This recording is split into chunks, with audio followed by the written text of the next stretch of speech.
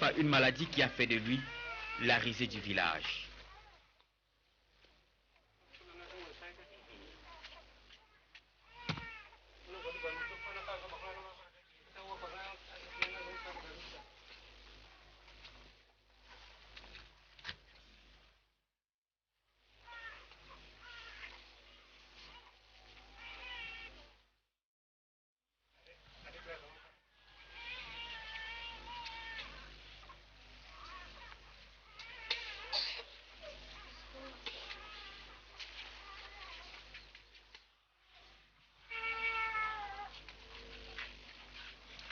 Todo Yatibi traîne une masse née d'une malformation. La masse a eu le temps de se développer. Todo Yatibi est un enfant abandonné par sa famille. Son père, que voici, soutient avec conviction que son fils est un enfant sorcier. Conséquence, il est rejeté par tous, humilié par une communauté majoritairement analphabète.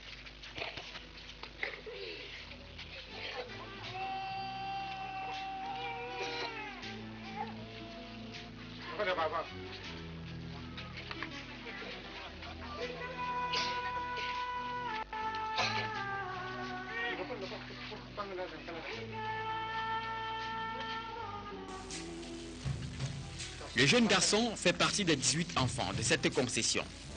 Son père est un polygame de 4 femmes qui dit avoir d'autres priorités.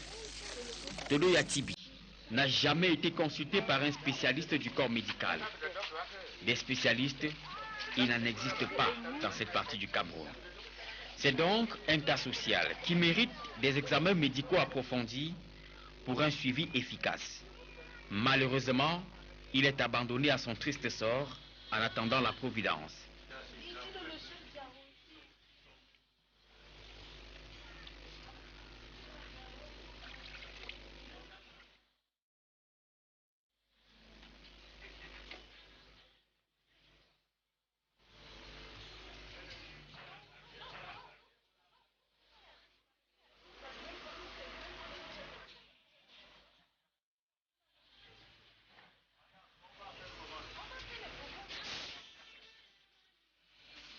Comme lui, cet enfant subit le même sort.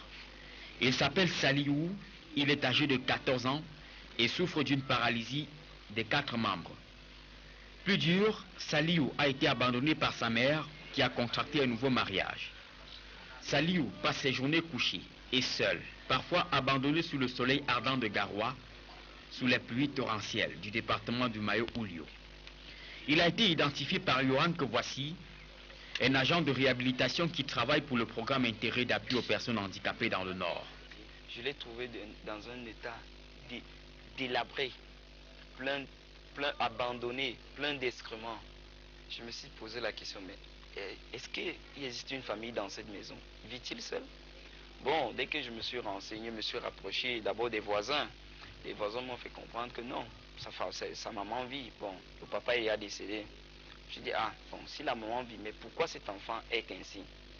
On m'a fait comprendre que la maman ne vit plus dans cette concession. Elle est mariée à un autre type, dans le même village. Bon, je me suis battu, je me suis rapproché de la maman. J'ai dit à la maman que j'ai essayé d'exposer au point. Pourquoi est-ce qu'elle a un enfant, elle abandonne, elle me dit que non, elle ne peut pas prendre l'enfant là, vu que son nouveau mari l'interdit de venir avec lui. À notre arrivée cet après-midi, le dernier repas de Saliou remonte à 2 jours. C'était un bol d'eau. Saliou a perdu son tricycle, endommagé. Il passe ses journées dans cette case. Seule sa sœur aînée est à ses côtés et l'assiste en cas de disponibilité. En fait, elle est une malade mentale qui perd souvent le nord et fait le tour du village. Elle a parfois été violée par des villageois sans cœur. Elle nous a confié que depuis 3 mois, le petit Saliou n'a pas eu droit au moindre bain. Personne pour s'occuper de lui. Des petits Saliou, il en existe par dizaines dans ce village, situé à quelques 150 km de Garoua, dans la région du Nord, au Cameroun. Un service social, il en existe aussi. Ce service a été plusieurs fois saisi de sources bien introduites, mais jusqu'ici, aucune réaction. La famille a catégoriquement refusé. Ils m'ont dit non, ils ont mieux à faire que de s'occuper de lui. J'ai dit, ah, ils disent que non, ils m'ont déclaré carrément que non, lui, c'est le diable en personne. C'est ce que son grand frère me l'a dit, que c'est le diable en personne. Il dit, mais comment tu déclares que ton petit frère est le diable en personne? Et moi, comme je le touche, il dit qu'il ne peut même pas le toucher. Il existe beaucoup d'autres Saliou dans cette partie du Cameroun. Des enfants, des hommes, des femmes rejetés par leur famille, mal vus par la communauté à cause de leur handicap.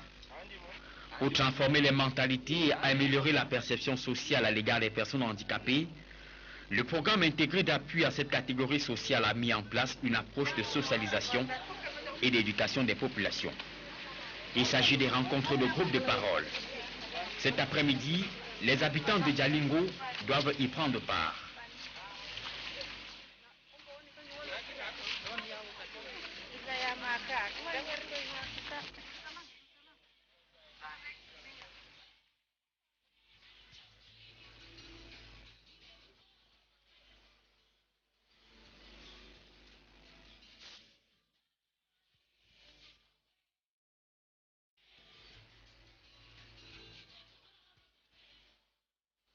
Cette approche menée par les agents communautaires a été développée pour éduquer la population sur la nécessité d'accepter le handicap et mieux les prendre en charge.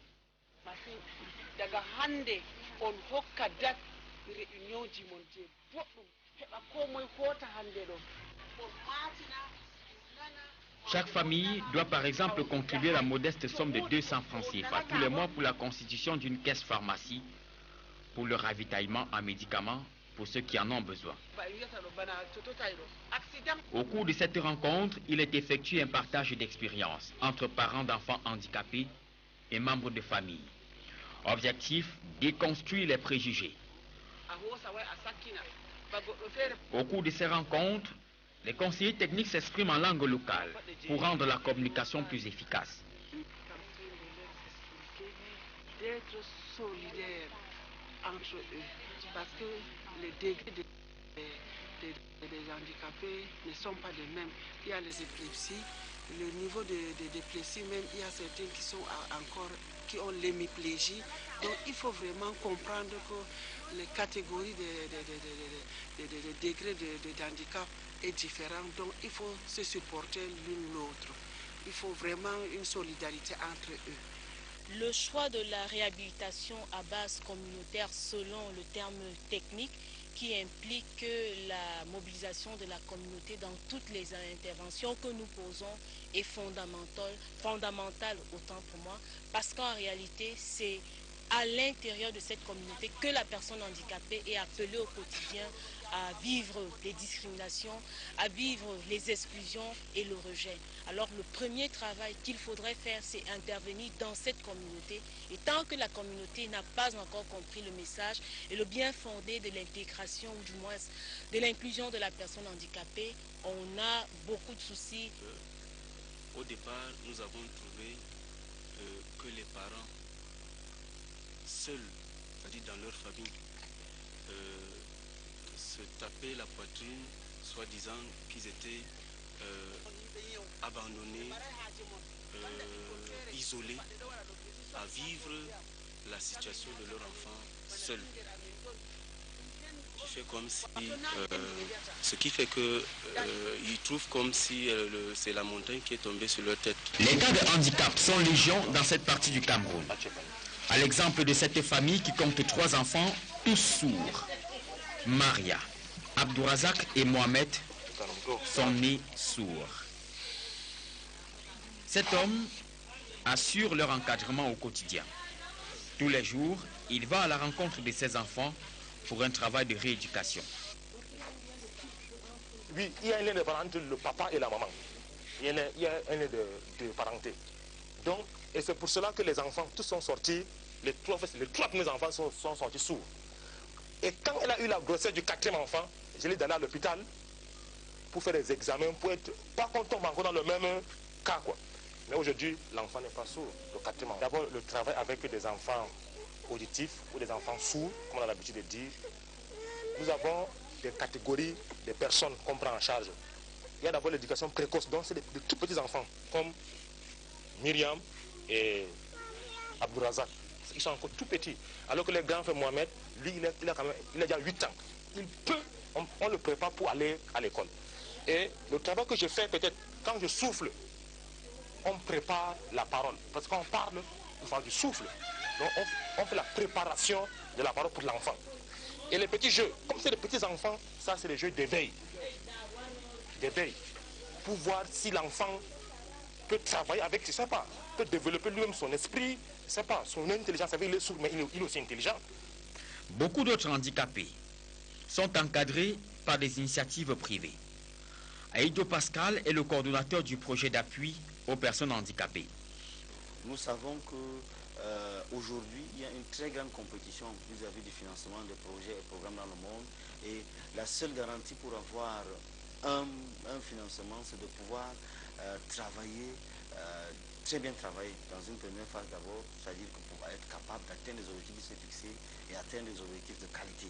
Et en deuxième lieu, c'est de pouvoir implémenter de façon objective et j'allais dire de façon très méthodique les projets que vous avez élaborés de sorte que les effets, les impacts soient visibles. Et quand vous avez des effets et des impacts d'une intervention, vous avez beaucoup de partenaires qui peuvent venir solliciter ou entrer en partenariat avec vous et travailler avec vous. La souffrance des personnes handicapées est une réalité dans le septentrion au Cameroun.